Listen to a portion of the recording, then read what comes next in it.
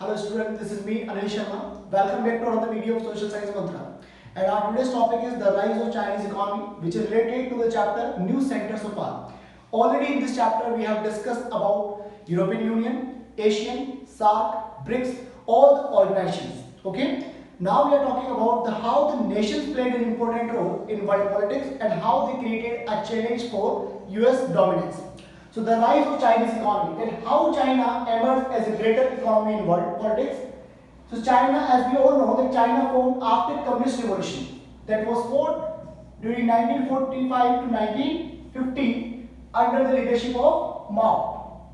Mao, a greatest Chinese revolutionary leader. Under his leadership, this Communist Revolution was fought, and due to this revolution, China became a republic nation in the year 1949. Okay. This China, just the new government of China, they adopted the Soviet model. As we all know, what was the Soviet model? Soviet model was state control system. They do not go for the capitalist economy. Just like USA, they do not go for the capitalist economy. They follow the Soviet model, Soviet Union model, the USSR model, which was related to the state control system. So already we discussed this. That was not related to the capitalist world.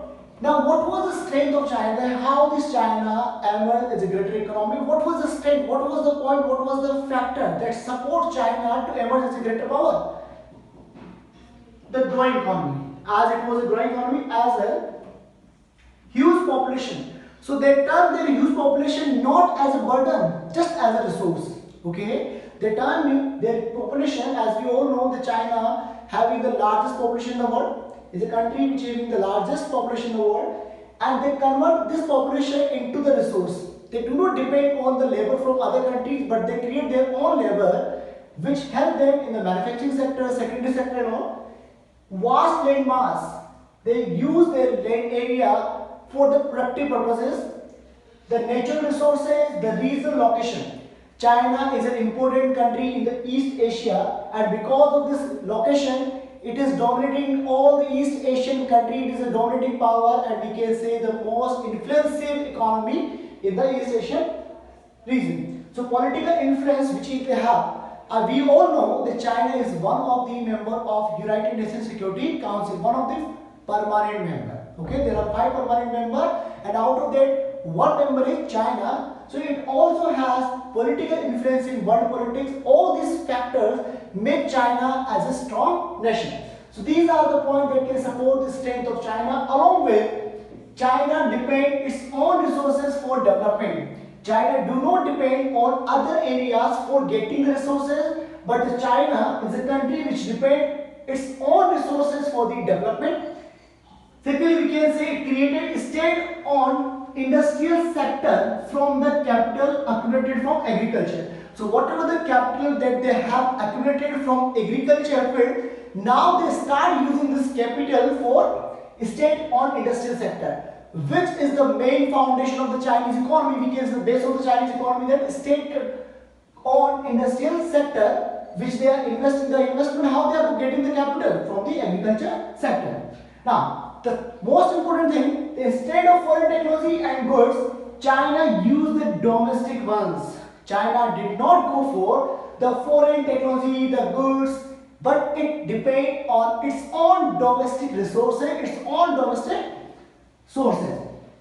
Okay, as we already said, they depend on the resources for development. China is a country who invests more on HRD, human resource development. Basically, we talk about the basic facilities.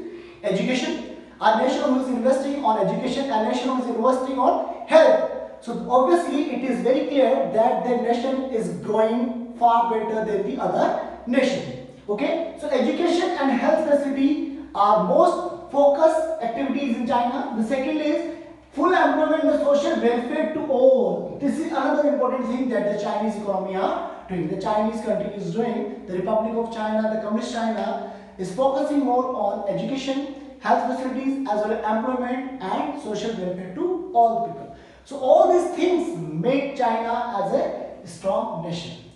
So obviously all these things were there which were supporting the China as a greater economy. Now there were certain problems which was needed, which can be only solved by introduction of the economic reforms. Let's discuss that. There were certain issues with Chinese economy, including first, economic growth of China, it was 5 to 6%, which was insufficient because of growing population 2 to 3%. Already we know that China is a country which is having the largest population in the world. So it is not possible for the economy which is maintaining only 5 to 6%, okay, economic growth to meet out with the needs of growing population. Second is, agriculture sector was insufficient to generate surplus for industry. As we know that agriculture sector, from where they were accumulating wealth and they were investing in industrial sector. Earlier the Chinese economists, they were getting the wealth from agriculture and investing in industry. But this was again, agriculture sector, this was insufficient to generate surplus for industry. So obviously, it is need to be taken care that if the agriculture will not be able to provide surplus, how they can promote industry. Okay, that was a greater economic issue. That is why in the year 1970, China introduced economic reforms, and just after economic reform, China has been the fastest economy in the world. Rising economy and fast economy in the world, you can say. As well, that China may overtake United States of America by 2040. It is also assumed. So this is only possible because of Chinese economic reform in the year 1970. There were three main things which was related to the Chinese economic reforms. First was China ended political and economic isolation. Okay, it means China, which was having earlier political isolation with many countries of the world, especially United States of America. So China maintained relations. So we can say 1972, China established relations with the US in 1972. So in the year 1972, China established political and economic relations with United States of America as well as other countries of the world. This way, it break the isolation from the other parts. Second is 4 areas of modernization in 1973. So Chinese Premier Zhou Enlai, who signed Panjshir Agreement also with India. Premier Zhou Enlai, he just announced in 1973, he proposed in 1973 4 areas of modernization. So what are those 4 areas? Agriculture, industry, science and technology, and military. So these were the 4 areas of modernization which was introduced by Chinese Premier Zhou Enlai in the year 1973. Is this clear? Okay. Now, open door policy in 1978. So open door policy in 1978, it was announced by Deng Xiaoping.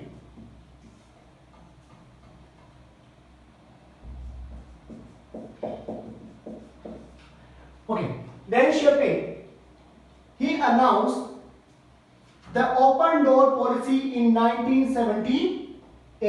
In 1978, this open door policy, which was a crucial policy for the Chinese economic reform.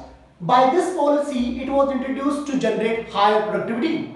Okay, it was just to generate higher productivity by investment. Okay, through investment, through foreign direct investment, only with the foreign technology. Okay, through investment and technology from abroad. This policy was purposed and targeted the economic area, and by this, just by generating the higher productivity. So here we can say the open door policy, which was started and announced by Deng Xiaoping in the year 1978, it targeted to generate higher productivity by investment as well as foreign technology. So these 3 were the main areas of economic reforms: isolations, modernization, and open door policy. Okay, there were certain changes in Chinese economy after the economic reforms. 1982, privatization of agriculture. Obviously, from the state control, now the system changed. Privatization of agriculture. Earlier, it was following the Soviet model, which was related to the state control system. Now, the state control system abolished, and privatization of agriculture was made for the higher productivity. 1998, privatization of industry. Special economic zone, SAGE, special economic zone were set up. So what are the special economic zone? Where some provisions were given by the government to promote industrial units, okay, like subsidy. So these also were set up by the government, and as a result FDI increases because more companies of foreign companies from abroad, they will invest their money in the country, in the China, and as a result foreign direct investment of that nation will increase, okay. With this sequence, China access to WTO, World Trade Organization in 2001. Earlier, China said that it will never be part of World Trade Organization. It will work on its own policy. Now, in 2001, by looking at the world relation and world politics, China also joined hands with WTO and accessed in WTO in 2001. So all these were the changes that you can see just after 1970. Okay. After 1970, China started working on its economic policy, and that is why it is the fastest economy. Okay, and that is why we are assuming that it may overtake US economy by 2040. China emerged as an important player in regional as well as international level, especially in East Asia. Okay, in important player, why I am calling it important player? Whether we talk about the political relations, that China is holding one of the permanent seat in United Nations Security Council. Okay, as well as Chinese economy is the faster. So with these 2 points, political and economic dominance, China is an important player in regional, in the Eastern Asia, and the international in the world politics. New economic policies, 1970, and integration with the Western economy, this isolation break in 1972, strengthened Chinese economy, and because of these 2 major areas, they are maintaining the relation with the Western countries as well as introducing the economic reforms. With this, Chinese economy become the strengthened economy in the world. So here we can see that all these were the efforts which were made by the Chinese government to improve its economy and become the fastest economy of the world. But along with this, there were certain issues. There were certain issues remain, including first, unemployment.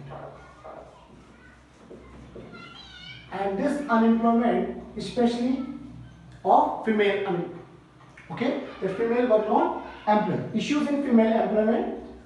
Secondly, we can say corruption, environmental degradation.